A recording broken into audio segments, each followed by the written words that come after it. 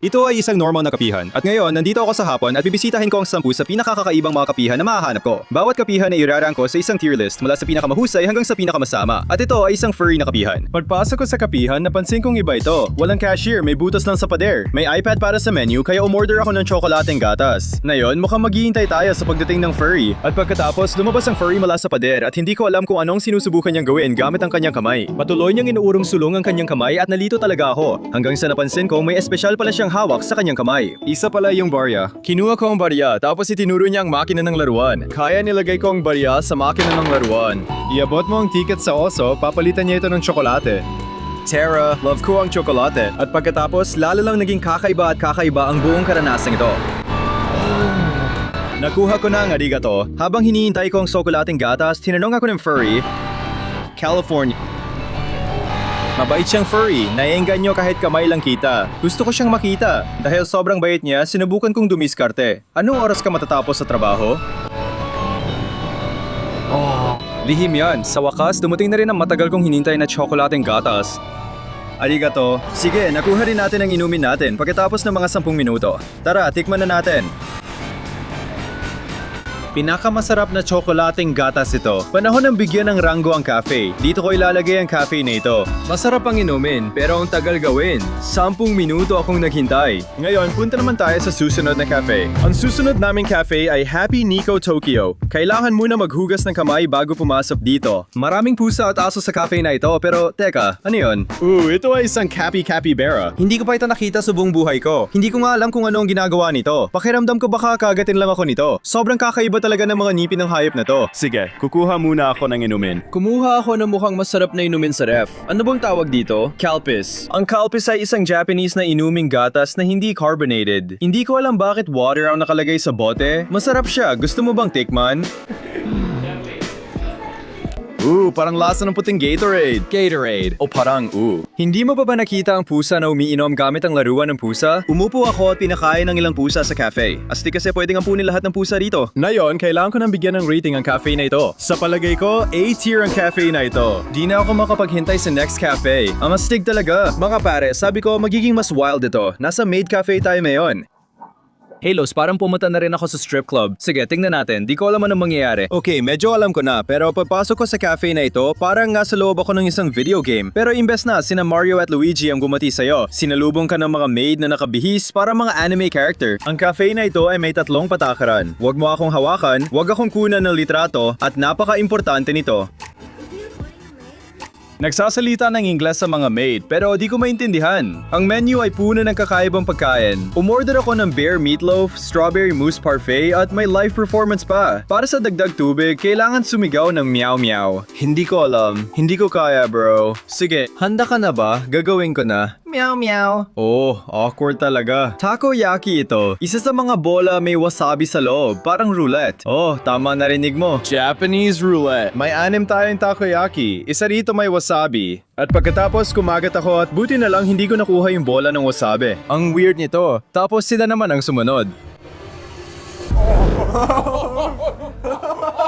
Yung Hapdi. Yung kaibigan kong si Johnny ang nakakuha ng bola ng wasabi at pagkatapos itong nangyari.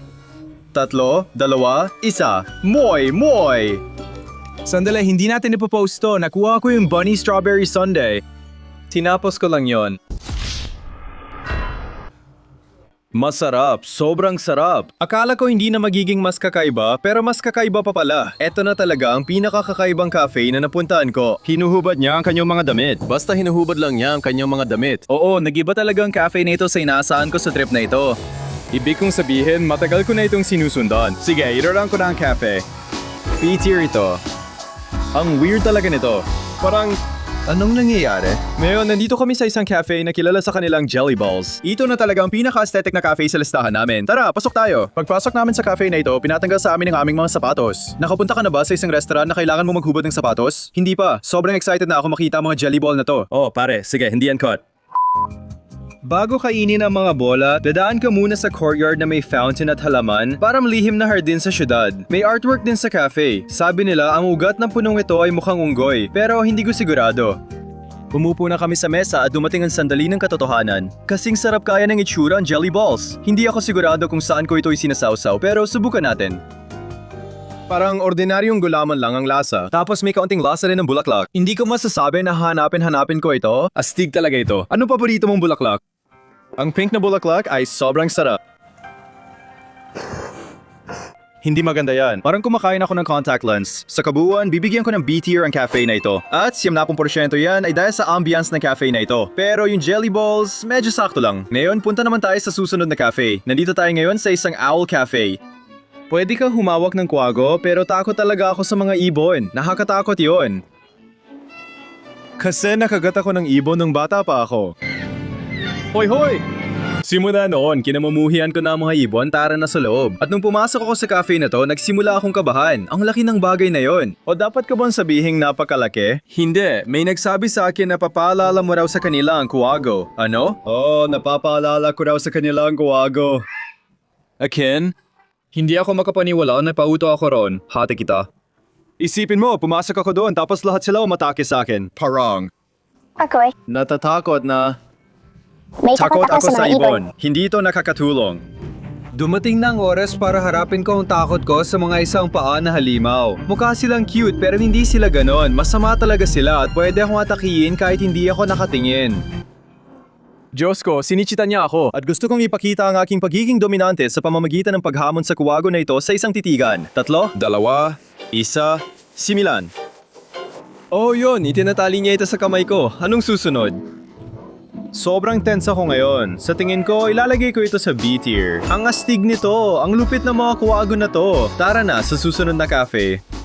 Nandito tayo ngayon sa Starbucks, ang pinakasikat na cafe sa mundo. Ang Starbucks na ito ay nasa greenhouse na napapalibutan ng bulaklak. Grabe! Oo, ito talaga ang pinaka-astig na Starbucks na napuntahan ko. May mga author na pwede mong panoorin, mga puno ang astig tingnan, mga nakasabit na paso ng bulaklak sa lahat ng sulok. At sobrang astig talaga ng itsura. Tapos, nagandala akong umorder mula sa menu. Guys, sa totoo lang, hindi talaga ako kumakain sa Starbucks. Pakiramdam ko, kailangan natin subukan ng Starbucks na ito. Inihanda na nila mga in-order kong inumin at pagkain. Excited ako makita kung paano ito kumpara sa Starbucks sa Amerika. Tinry ko ang Heavenly Peach Waffle na may whipped cream at mango smoothie.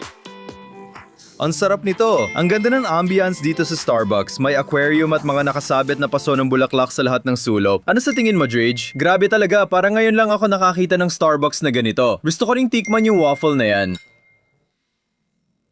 Grabe, lasang peach na peach ito. Tikman natin yung matcha scone. Lahat ng sulok sa Japan may matcha dahil sobrang hilig nila rito. Subukan natin. Ang matcha, amoy at lasa, damo talaga. Sa totoo lang, gusto ko ito. Masarap talaga kahit hindi siya mukhang masarap kainin. Bagay sa suot mong damit. Bagay din sa ambience. Oras na para sa rating, A tier ito. Di ka makakamali sa Starbucks, maganda pa ang ambience. Tara, lipat tayo sa next cafe. Nasa Pig Cafe tayo ngayon. Ang panggalan nito ay Me Pig. Tara, tingnan natin. Pagpasok ko, para napunta ako sa bukid. Nagulat ako sa dami ng mga baboy na paggala-gala sa buong cafe. Nagbook ako ng private room para masulit ang experience. Napansin ko rin ito. Kinakamot niya ang puwet. Kaya ito si Juicy, at ito naman si Bacon. Literal na baboy sa kumot ito. Gusto ko na lang silang kainin. Pagkatapos, pumunta ako sa vending machine ng inumin. Sige, kumuha lang ako ng apple juice. Ang sarap nito. Sige, katatapos lang namin sa Pig Cafe. Aaminin ko, medyo sakto lang. Irarank ko ito. Lalagay ko ito sa C tier. Okay naman yung mga baboy, pero wala namang espesyal. Basta naghawak lang ng mga baboy. Tara, punta na tayo sa susunod na cafe. Okay, nandito na ako ngayon sa isang robot cafe. Sa totoo lang, natatakot ako. Kasi itong cafe na to, puro robot ang nagpapatakbo. May hindi bababa sa 50 robot ang nasa loob ng cafe na to. At yung paraan ng partitig nila sa'yo, nakakatakot talaga. Okay, itong robot na to magdadala sa atin sa mesa natin. Umupo ako sa mesa at kinausap ang robot. May opsyon siyang sumayaw. Pipindutin ko na. Diyos ko! Grabe, todo bigay siya sa pagsayaw. Natatakot na ako, ang galing niya talaga. Bakit pa pupunta sa concert kung kaya ng robot kumanta? Kailangan ko nang itanong sa robot ang iniisip ng lahat. Sinusubukan mo bang sakupin ang mundo? Wala kaming balak sa kupin ng mundo. Naghahanap ka ba ng bagong robot dito? Ano ang isang bagay na exciting na gusto mo makamit sa buhay mo? Gusto ko makamit na magkaroon ng girlfriend. Magandang goal ang magkaroon ng girlfriend. Ano mga katangian ang hinahanap mo sa magiging partner mo? Yung maganda, marunong magluto at maglinis. Hindi, magaling talaga akong sumayaw. Kakarating lang ng pagkain pero hindi ko ito in order. Paalala sa sarili, huwag uminom ng inumin na hindi mo in order. Yan na ang pinakamasamang inumin na natikman ko sa buong buhay ko. Ano yun? Sige, kumuha ako ng ulam na itlog. Parang kinakausap ako. Pwede bang tumigil ka muna? Kumakain ako at ginugulo mo ang video. Naiintindihan ko, kumakain ka. Sige, subukan natin ang ulam na to. Ang sarap nun. Sige, rating na para sa Pepper Parlor Cafe. S tier ito, sigurado. Mga pare, kung hindi S tier ang sabihin ko, parang pupuntahan nila ako sa bahay at papatayin. Sige, ngayon pupunta na tayo sa susunod na cafe. Ngayon, nasa pinakakaduda-dudang cafe na tayo sa listahan. Tara, pasok tayo sa loob. Nakuha mo? Sketchy? Seryoso, burger. Gusto ko na kumuha ng crayons at kulayan ng buong tindahan. Pinibigkas itong crayon, hindi crowns. Crowns daw, hindi, crayon yan. Ipa-fact check pa, crowns daw. Siguro tama naman ako. Umorder din ako ng ilan sa pinakasikat nilang pagkain. Parang cake na mukhang 2D. At shave ice na may beans. Oh, beans talaga. Nagreklamo siya kasi may beans yung shave ice ko. Kailan ba tayo nagkakatao na sa Japan? Kailan kaya natin matitikman ng beans sa shave ice? Sa tingin ko, magpapasalamat ka rin. Kumuha ako ng beans dahil ang ganda ng itsura. Sige, subukan natin kasamang beans at whipped cream. Magpapasalamat ba ako sa'yo o hindi? Magpapasalamat ka sa akin, Yewan. Hindi ako mahilig sa beans pero susubukan ko. Kukuha ako ng isang malaking subo na may beans para sa'yo. Bagay pala siya.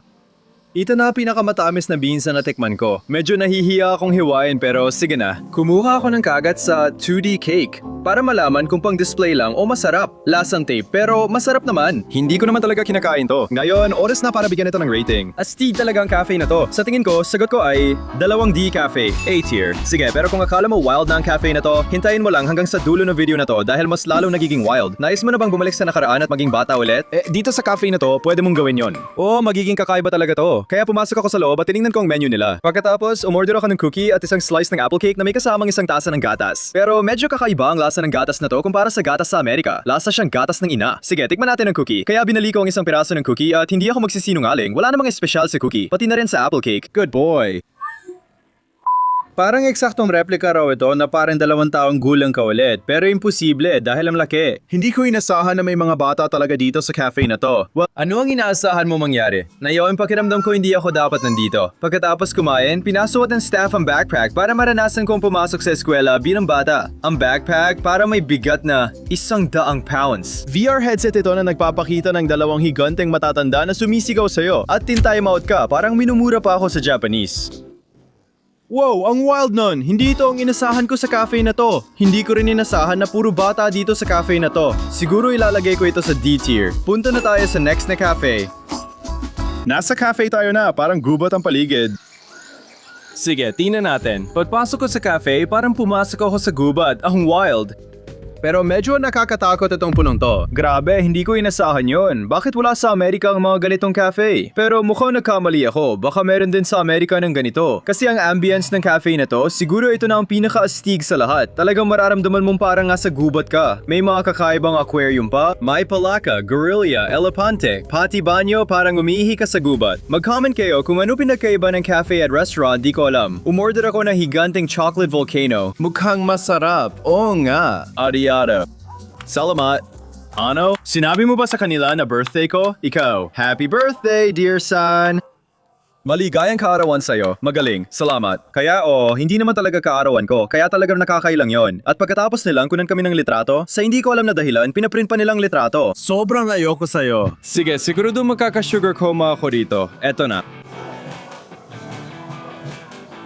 10 sa 10. Ang sarap nun. Hindi ko na kailangan makita pa. S tier na ito. Okay, sana nagustuhan ninyo ang video ko na bumisita sa mga pinakawalang katulad na cafe sa Japan. Mag-comment kayo sa ibaba kung wala na paborito ninyo at mag-subscribe para makapanood pa ng mas maraming video. At maraming salamat sa mga bagong miyembro ko. Sobrang pinahalagaan ko yon. Kung gusto niyo maging miyembro, i-click lang ang link sa ibaba at malaking tulong yan sa channel. At sana magkaroon kayo ng napakagandang araw. Mag-like at mag-subscribe. Mag-like at mag-subscribe.